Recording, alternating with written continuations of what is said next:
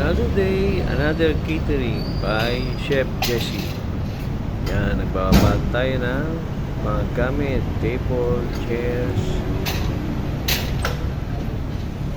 china, glasses, cutleries. Yan. Iakyat natin yan sa 10th and 11th floor. 2 floors ang catering natin. So, mag-iwa-hiwalay kami para sa setup.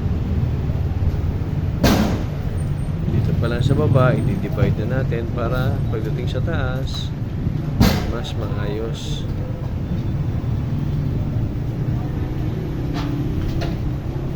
Yan, sa mga gusto mag-aral ng food and beverage. Yan na yung resulta ng ating setup.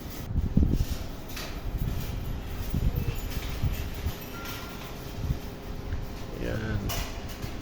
See you again. Thank you.